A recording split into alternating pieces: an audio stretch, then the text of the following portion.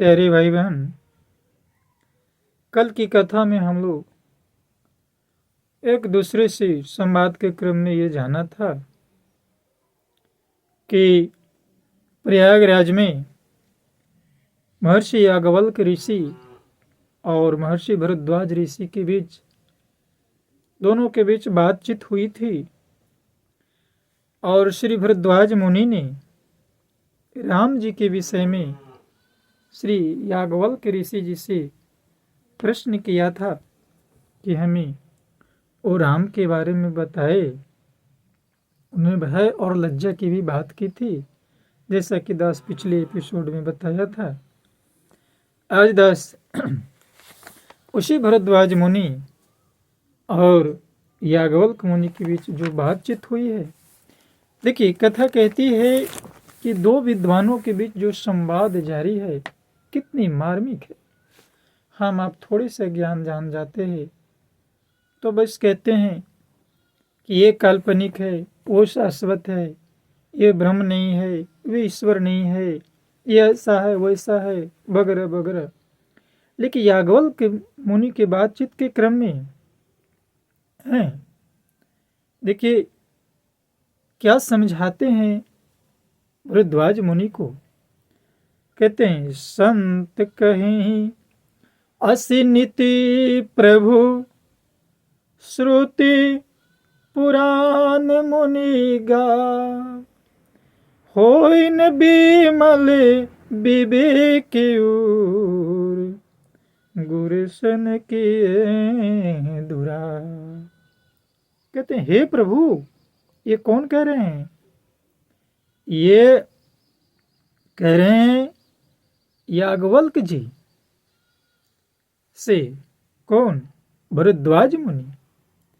कि हे प्रभु, संत लोग ऐसी नीति कहते हैं और वेद पुराण तो मुनि जन में यही बतलाते हैं कि गुरु के साथ छिपाव करने से हृदय में निर्मल ज्ञान नहीं हो पाता है। कथा कहती है कि अपने गुरु से कभी भी छिपाव नहीं करना चाहिए। ये भरद्वाज मुनि आगे कहते हैं, अस विचारी प्रकटऊ निज मोहु, हरहु नाथ करी जन परिछो, राम नाम करे अमित प्रभावा,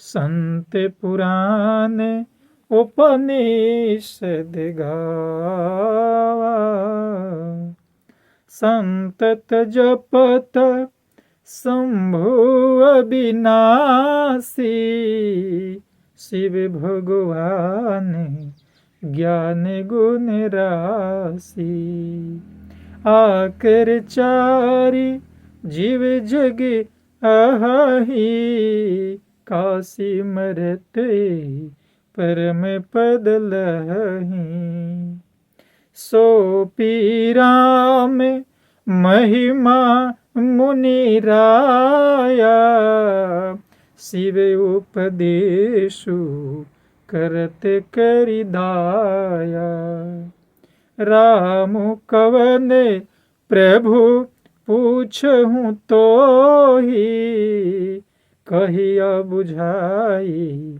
कृपा निधि मोही। देखिए, दो विद्वानों, दो महर्षियों के बीच कैसी बातचीत चल रही है। लग रहा है दोनों साधारण व्यक्ति हैं और हम आप अपने आप को महान कर बैठे हैं कि ये राम नाम कथा क्या है, ये रोज बकवास करके डाल देता है। प्यारे भाई बहन, देखिए हमारे याज्ञवल्क्य ऋषि जो प्रयागराज में बैठे हैं, कितनी विनम्रता से समझाने के बाद हमें भरद्वाज मुनि के प्रश्न जो है उनको सुनते हैं कि संसार में 4 जाति के जीव हैं, जैसा कि दास पिछले भी बताया था, और चारों जाति के जीव में राम नाम का जप करने के बाद जो काशी में मरते हैं या प्राण का त्याग करते हैं, उनको ब्रह्म पद को प्राप्त होते हैं। फिर भरद्वाज मुनि पूछते हैं कि हे मुनिराज, वह भी राम नाम को ही महिमा है, क्योंकि शिव जी, बताइए, शिव जी महाराज दया करके काशी में मरने वाले को राम नाम का ही उपदेश करते हैं। क्योंकि हम आप जानते हैं कि राम नाम की भक्ति देने का अधिकार शिव जी को ही प्राप्त है, और शिव जी ही इस नाम को जपते रहते हैं। इसीलिए भरद्वाज मुनि याज्ञवल्क्य मुनि से प्रश्न करते हैं कि आखिर जिस नाम को राम नाम कैलाश पर बैठ करके माता भवानी के साथ हैं जाप करते हैं दिन रात, क्या वही राम है या एक राम तो अवध नरेश दशरथ जी के कुमार है जिनका चरित्र सारा संसार जानता है। उन्होंने स्त्री के विरह में अपार दुख उठाया और क्रोध आने पर रावण को भी मार दिया। हे प्रभु, आप समझा कर कहिए कि वही राम है या और कोई दूसरा राम है जिनको शिव जी जपते हैं। आप सत्य के धाम है और सब कुछ जानते हैं, ज्ञान विचार कर कहिए। कितनी उड़ता की बात है कि भरद्वाज मुनि याज्ञवल्क्य मुनि से राम के विषय में जानना चाहते हैं। कथा कहती है हम और आप, अब सोच लीजिए कि कहाँ। आगे जब प्रश्न के अनुसार कहते हैं कि याज्ञवल्क्य ऋषि याज्ञवल्क्य बोले मुस्काई हैं, मुस्कराते हैं और कहते हैं कि आप राम नाम की कथा सुनना चाहते हैं तो आदर पूर्वक कहिए। इस पर याज्ञवल्क्य जी मुस्कुरा कर बोले, श्री रघुनाथ जी की प्रभुता को तुम जानते हो। देखिए, हम और आप सोचते हैं कि श्री रामचरितमानस में शिव गोस्वामी तुलसीदास ने कहा है, नहीं। जैसा कि दास पिछले एपिसोडों ने बताया था कि राम सरोवर नाम का जो एक तालाब है, सरोवर है जिसके 4 घाट हैं और चारों घाट पर एक एक वक्ता और एक एक श्रोता बैठे हुए हैं। तुलसीदास ने कहा है, पीछे दास बताया है कि मैं वही कथा कहूँगा हैं जो प्रयागराज में बैठकर याज्ञवल्क्य मुनि भरद्वाज मुनि को सुना रहे। अब देखिए, यहाँ पर याज्ञवल्क्य ऋषि भरद्वाज मुनि को कहते हैं कि मैं वही कथा कहूँगा जो कैलाश पर्वत पर बैठ करके और भगवान भोलेनाथ ने माँ भवानी को सुनाया।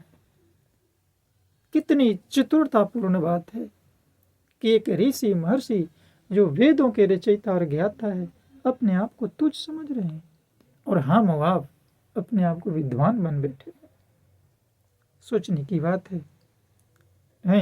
याज्ञवल्क्य जी कहते हैं तुम मन वचन और कर्म से श्री राम जी के भक्त हो। किसको कह रहे हैं? भरद्वाज मुनि को।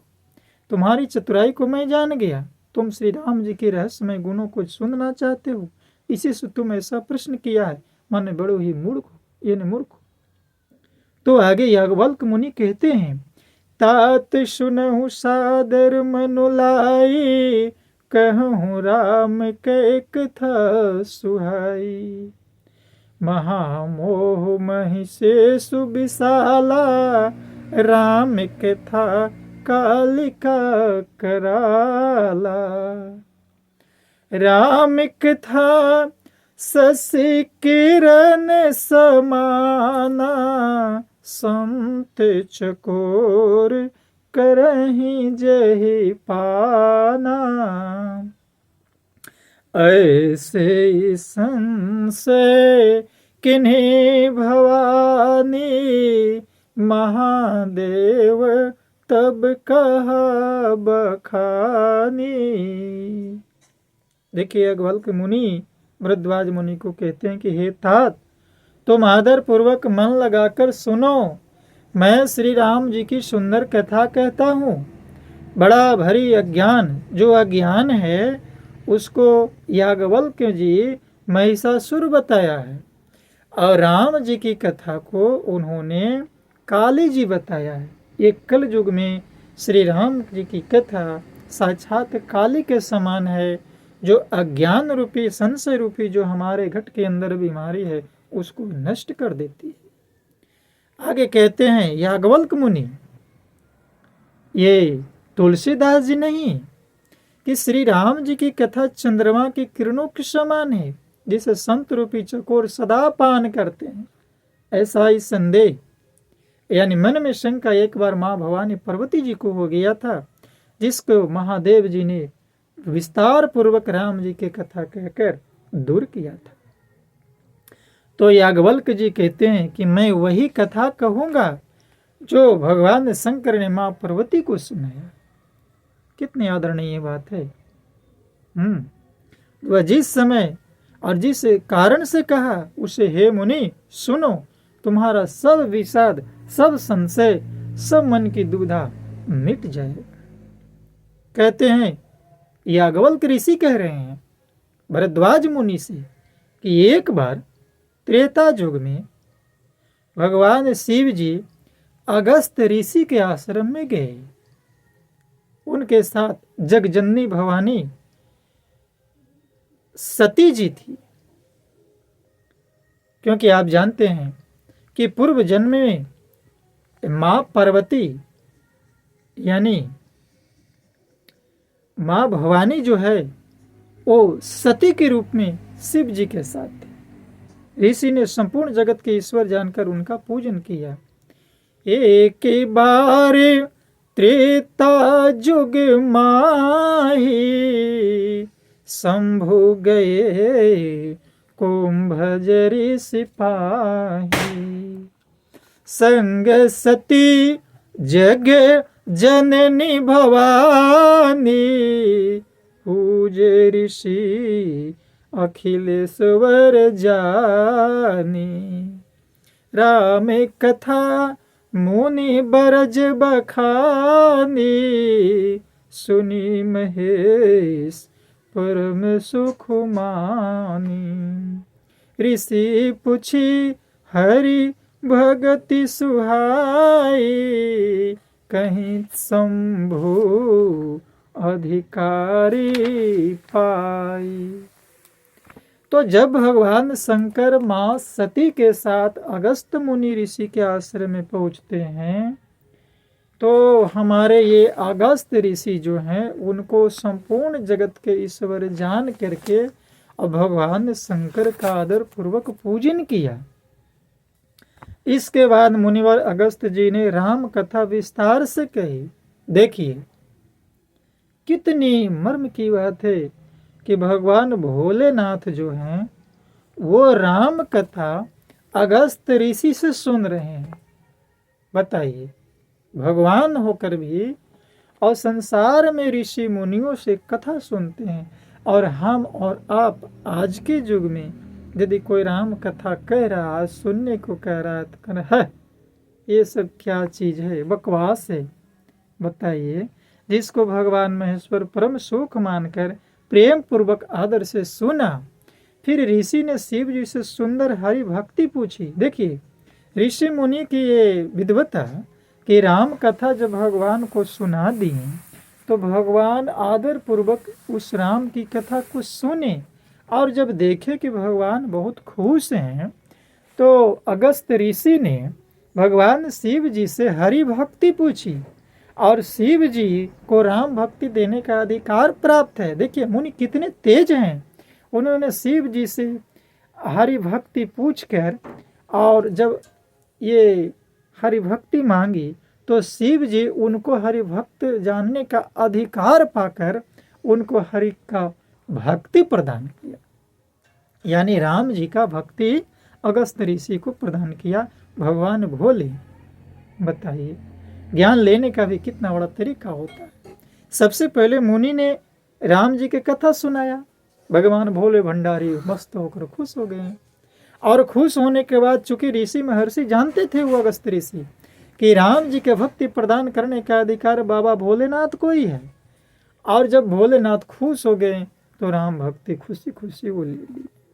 श्री रघुनाथ जी के गुणों की कथाएं कह से तो सुनते कुछ दिनों तक शिव जी वहां रहे।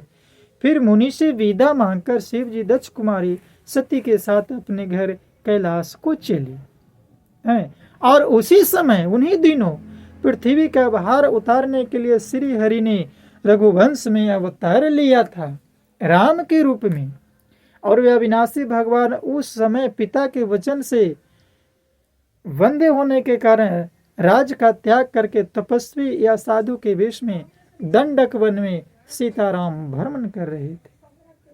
हृदय में विचार करते करते शिव जी जब कैलाश की ओर जा रहे थे तो चूंकि वो अंतर्यामी है, शिव जी हृदय में विचारते जा रहे थे कि भगवान के दर्शन मुझे किस प्रकार हो, क्योंकि वो जानते थे कि इसी दंडक वन में अभी प्रभु राम मनुज रूप में विचरण कर रहे हैं। प्रभु ने गुप्त रूप से अवतार लिया है, मेरे जानने से सब लोग जान जाएंगे।